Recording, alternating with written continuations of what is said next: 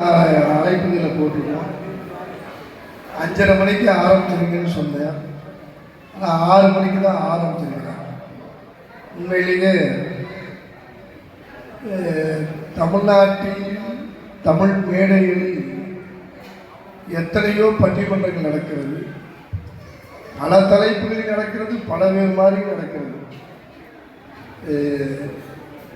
எனக்கு தெரிந்து கவிதை பட்டிமன்றம் என்கிற உத்தியை கையாளுகிற ஒரே கவிஞர் நமது அண்ணன் ஆனந்தீஸ்வரை தவிர வேறு யாரும் அல்ல. அவங்களே கை தட்டு பார்த்து ஃபோக்கஸ் ஏற்ற மட்டும் இருக்கிறோம் சுற்றி எடுத்துருக்கோன்னா ஒரு கவிதை பட்டிமன்றத்திலையும் ஒரு 4-5 வருடமாக தொடர்ந்து பல தலைப்புகளை போட்டுருக்கேன். அது நிறைய பேருக்கு அதில் ஒரு ஆச்சரியம் இருக்குது. எப்படி கவிதை பட்டிமன்றம் செய்வீங்க என்கிட்ட கேட்டாங்க 2 பேர். நான் இந்த ஃபேஸ்புக்கில் போட்டோம் கவிதை பட்டிமன்றம் எப்படி செய்யணும். ஒன்றும் கிடையாது. கவிதை பட்டிமன்றம் இன்னைக்கு எப்படி செய்யணும்னா பாரதி தான் இதில் வழி கொடுத்தவன். இங்கே கிருஷ்ணசாமி பாரதி தான் இதை முதல்ல கவிதை பட்டிமன்றத்தை தொடங்கி வைத்தது. எப்படி தொடங்குகிறான் தெரியுமா? கவிதை பட்டிமன்றத்தை எந்த கவிதையும் தெரியுமா? இந்த உலகத்தில் நாமெல்லாம் வசனம் பேசிக் கொண்டிருக்கிறவே வீரபாண்டிய கட்டபொம்மனை பற்றி. அந்த வீரபாண்டிய கட்டபொம்மனும் ஜாக்சன் துறையும் பேசினால் எப்படி பேசுவார்கள் என்பதை நாட்டினாய் அதிகாரம் காட்டினாய் அப்படின்னு நாயினே வரும். ஜாக்சன் பேசுகிற பொழுதுதான் நாயின்னு பேசுவார். இவர் வீரபாண்டிய கட்டபொம்மனை அவர் பேசுகிற பொழுதெல்லாம் அவர்கள் அந்த மரியாதையை போட்டு பேசுவார். சார், உலகத்தில் பல நிகழ்வுகளுக்கு பல பேர் தான் எடுத்துக்காட்டாக இருக்க முடியும். நிறைய பேர் இருக்கிற ஊமைகளை எல்லாம் உண்மை என்று நினைத்துக் கொண்டிருக்கிறார். எனக்கு தெரிந்து காரைக்கால் அம்மையாருக்கு இருக்கிற சிறப்பை பல மேடைகளில் பேசியிருந்தாலும் காரைக்கால் அம்மையார் எப்படி இருப்பாங்கன்னு ஒரு இடத்துல போய் நான் பேசுகிறப்ப சும்மா கேட்டேன். அவன் சொன்னா ஔவையார் தான் காரைக்கால் அம்மையார். ஔவையார் தான் காரைக்கால் அம்மையார். எப்படி ஔவையார் காரைக்கால் அம்மையார் ஏதோ ஒரு வரலாற்று பின்னணி வச்சிருப்பான் போல. நிறைய பேர் இப்போ ராஜராஜ சோழ பரம்பரை நாங்கிறான், ராஜேந்திர சோழ பரம்பரைங்கிறான். அந்த மாதிரி ஔவையார் பரம்பரையாக காரைக்கால் அம்மையார் வந்திருப்பாங்கன்னு பார்த்தா ஔவையார் நடித்த கேபி சுந்தர அம்மாள் தான் காரைக்கால் அம்மையாராவையும் நடித்தாங்க. அதனால ஔவையார் தான் காரைக்கால் அம்மையார். எனக்கு ஒரு நிமிஷம் ஆரம்பி அப்படிதான் இருக்காங்க. ஒரு தமிழாசிரியர் வகுப்பில் பாடம் நடத்திட்டு இருந்தா முருகனோட அப்பா பேர் என்னன்னா எல்லா பையனும் முருகனோட அப்பா பேர் என்னன்னு யோசிச்சான். ஒரே ஒரு பையன் மட்டும் என்டி சிவாஜி. எல்லா பையனும் சிரிச்சான். ஏன்? திருவிளையாடல் படத்துல தான் முருகனுக்கு அப்பா சிவாஜி. இவன் பாடத்திலையும் சிவாஜி வாத்தியார் மட்டும் சமாளிச்சார். போயிடாத கிளம்பணும். நேருஜி காந்திஜின்னு மரியாதை சொல்றோம்னா அந்த மாதிரி சிவாஜின்னு மரியாதை போட்டாங்க. நீங்க இன்னைக்கு இருக்கிற உலகம் தமிழையும் இலக்கியத்தையும் எப்படியெல்லாம் மறக்க வேண்டுமோ அதையெல்லாம் செய்யுது. எங்க ஊர்லயே இன்னைக்கு நடக்கிற கொடுமையை போல உலகத்தில் கிடையவே கிடையாது. தலைவர் தளபதி அவர்கள் ஆட்சிக்கு வந்து திராவிட மாடல் ஆட்சியில் அறிவும் மானமும் மனிதனுக்கு அழகு என்பதை போல மாவட்டத்தோறும் புத்தக கண்காட்சி தொடங்கி எல்லோரும் வாசிக்க வேண்டும், எல்லோரும் நேசிக்க வேண்டும் தொடங்கினார். அதில் எங்கள் ஊரில் எங்கள் மாவட்டத்தில் 4வது வருடமாக இந்த ஆண்டு புத்தக திருவிழா வைத்திருக்கிறார்கள். என்ன கொடுமைன்னா அந்த புத்தக திருவிழா நிகழ்ச்சியில் பேசுறதுக்கு பேச்சாளர் ஒருத்தர் தான். பாக்கி எல்லாம் சினிமா நடிகை விஜய் டிவியில் வரவங்கலாம் வந்துருக்கான். இதுக்கு பேர் புத்தக திருவிழாவை எல்லாரும் கண்டனம் தெரிவித்தோம். அந்த கலெக்டர் கண்டுக்கல. நீங்கள் எப்பயுமே என்ன பிரச்சனைன்னா தமிழை படித்தவர்கள் ஒரு பொறுப்புக்கு வந்தால் தமிழ் மேலே போகும். அவர் வேற்றுமொழிக்காரர். அவருக்கு எதுவும் தெரியல. அவருக்கு சினிமா நடிகளை நல்லா தெரிஞ்சிருக்கு. அமர்நாத் தாஸ், தேவயானி, வாயில வராத பேர்லாம் அவெல்லாம் வந்து எங்கள் புத்தகத்துக்கு நல்லா பேசுகிறான். ஆனால் ஆனந்தீஸ்வருக்கு ஒரு தைரியம். அம்மையார் அரங்கத்தில் ராமாயணத்தை பற்றி ஒரு தலைப்பு எடுத்திருக்கிறார்.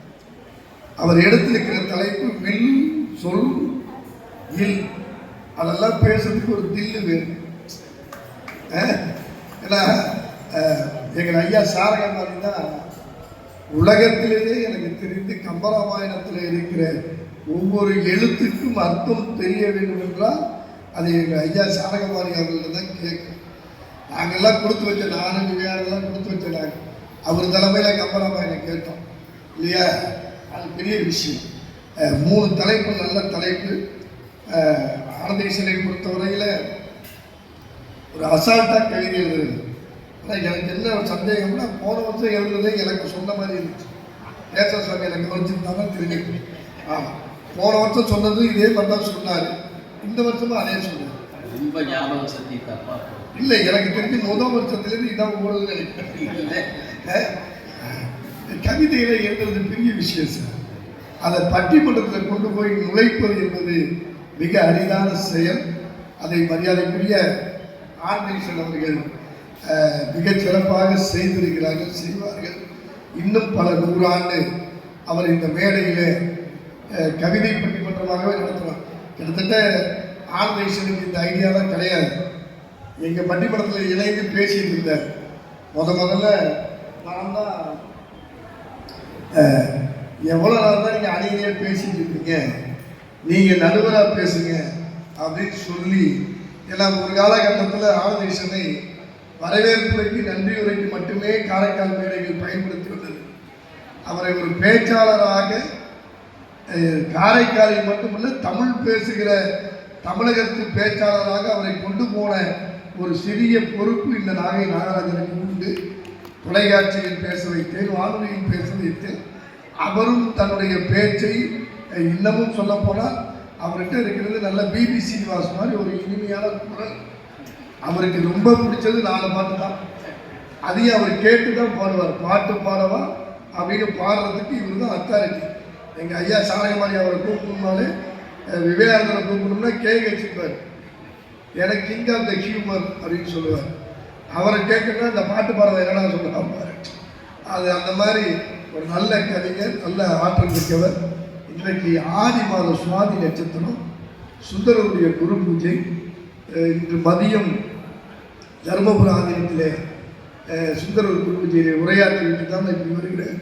திருப்பி எங்கள் ஊரில் போய் சைவ சித்தாந்த சபையிலும் வெளிப்பாளையம் சிவன் திருக்கோயிலையும் இன்னைக்கு நாயன்மார்களுக்கான பூஜை வைத்திருக்கிறார்கள். எனவே தான் தொடக்க உரையில் போட்டது எனக்கு வசதியாக போச்சு. அதில் ஆனந்தேசன் அதை புரிஞ்சுக்கிட்டு தான் வந்தவுடனே என்னை பேச விட்டார். இது ஒன்று தான் மேலை நாகரிகங்கள்.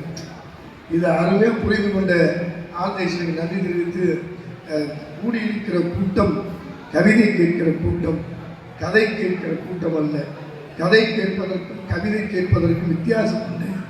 கதையை யார் வேண்டுமானாலும் சொல்லலாம், கேட்கலாம். கவிதையை யார் வேண்டுமானாலும் எழுத முடியாது. கவிதையை யாராலும் கேட்க வைக்க முடியாது. நீங்கள் 1000 பேர் எழுதினாலும் கவிதையை மட்டும் அடுத்தவன் கவிதையை அடுத்தவன் வாசித்தால் சுவை இருக்காது. அவன் பெற்ற பிள்ளைக்கு அவன் பேர் வைப்பதை போல கவிதை மட்டும் உருவாக்குவனால் மட்டுமே கருவாக்க முடியும். அந்த கரு அடுத்தவர்கள் போட்டுக்கிற திருவாக மாறுவது தெருவோரம் இருக்கிற கலா ரசிகனால் அல்ல, கவிதை ரசிகனால் என்பதை கிட்டத்தட்ட இலக்கிய உலகில் எல்லோரும் தெரிந்து வைத்திருக்கிற நல்ல கவிஞர் ஆனந்தேசன் அவர்கள். அதே போல அண்ணன் விவேகானந்தர், அவருக்கு ஒன்றும் சொல்ல வேண்டியதில்லை. விவேகானந்தருக்கு உள்ள ஒரு பெரிய சிறப்பு என்னன்னா, 1330 திருக்குறளை விளக்கத்தை திருக்குறளிலேயே எழுதியிருக்கிற மாபெரும் கவிஞர்கள். ஏன்னா திருக்குறள்னா பல பேர் என்ன நினைக்கிறான், 7 சீர்கள் எழுதணும் அப்படிதான் நினைச்சுக்கிறான். திருக்குறள் 7 சீர்கள் எழுதுறதில்லை.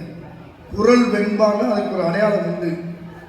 ஈற்றடி, நாள், மலர், காசு, பிறப்புல முடியணும்.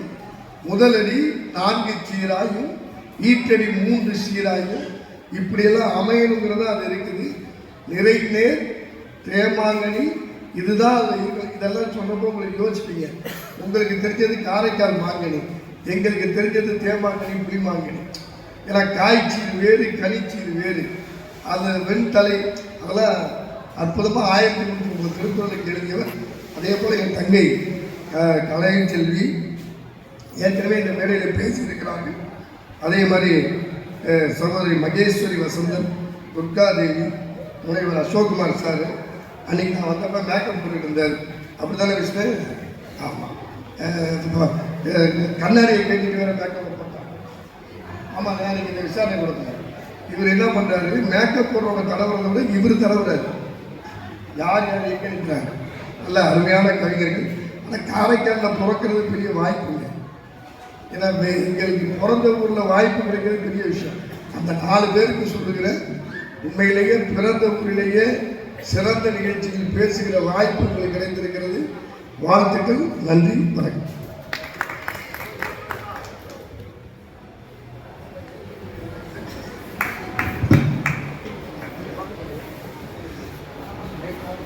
அவருக்கு ஒரு